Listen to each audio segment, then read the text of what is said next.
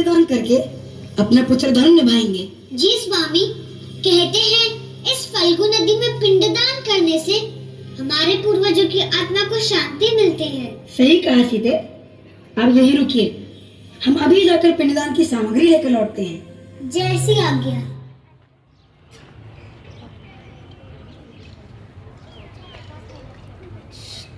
हे राम, पिंडदान का समय हो गया।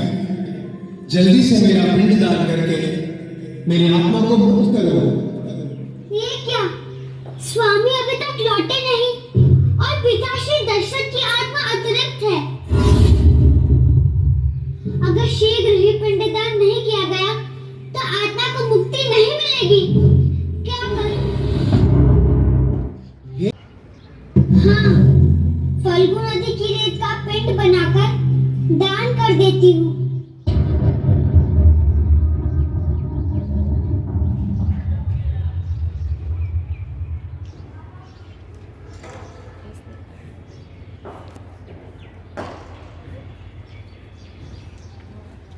धन्य हो तुम सीते, अब मैं शांति से स्वर्ग जा सकूंगा।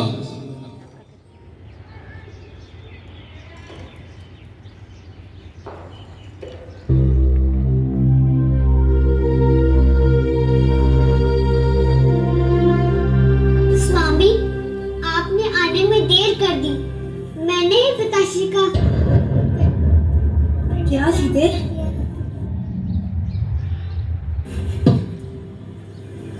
लेकिन ये कार्य तो एक पुत्र का होता है। पिताश्री तुम्हारे हाथों से पिंडदान कैसे स्वीकार कर सकते हैं? ये नहीं हो सकता। लेकिन स्वामी, पिताश्री ने स्वयं मुझे यह अधिकार प्रदान किया। मैं नहीं मानता। सीते, तुम्हारे पास क्या प्रमाण है कि पिताश्री तुम्हारे पिंडदान से संतुष्ट होकर स्वर्ग चले गए? मुझे साक्षी चाहिए जिसने खुद इस घटना को देखा हो। साक्षी?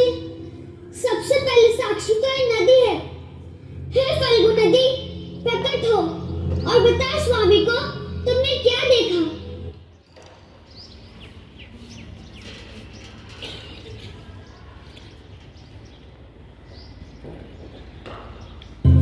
मैंने नहीं देखा कुछ भी। मैं तो बहने में मग्न थी।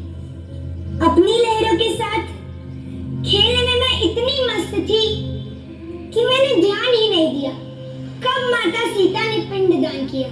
मैंने नहीं देखा कुछ भी। ऐसे कैसे हो सकता है? नहीं देखा? श्री राम, हे गाय माता, क्या आप मेरे साक्षी बनेंगी? मैं तो अपने भोजन खाने में मग्न थी। मैंने नहीं देखा कुछ भी। आप किसी और से पूछ लीजिए।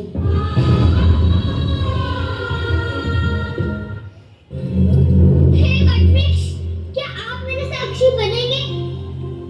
हे प्रभु, माता सीता सच कह रही है।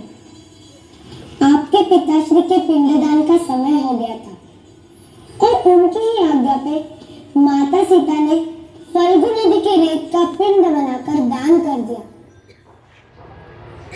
मैंने स्वयं अपनी आंखों से देखा। धन्य है आप वटवृक्ष, जो आपने इसे देखा और हमें बताया। हे सीते, हमें क्षमा करिए जो हमने आपकी बात का अविश्वास किया। आइए हम यहाँ से चलें। करेंगे स्वामी। इस गाय ने और इस नदी ने यहाँ रहकर भी हमें अनदेखा किया, झूठ बोला, हमारा अपमान किया। आज इन दोनों को श्राप देते हैं। हे फल्गु, तुम धोती नदी लेकिन ऊपर से सूखी रहोगी। भरा रहेगा तुम्हारे अंदर जल, लेकिन तुम्हारे ऊपर रेत ही रेत रहेगी। यह श्राप है, यह श्राप है, यह श्राप है।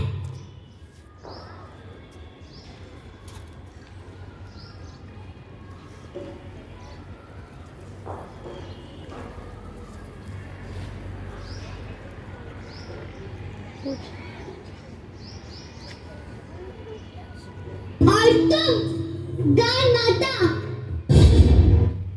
पूजनीय हो, माता कहलाती हो, लेकिन झूठ भोजन में मग्न होकर तुमने हमारा अपमान किया, झूठ बोला। आज हम तुम्हें श्राप देते हैं कि तुम सम्माननीय रहोगे, लेकिन खाओगे हमेशा अशुद्ध और छोड़ा हुआ भोजन।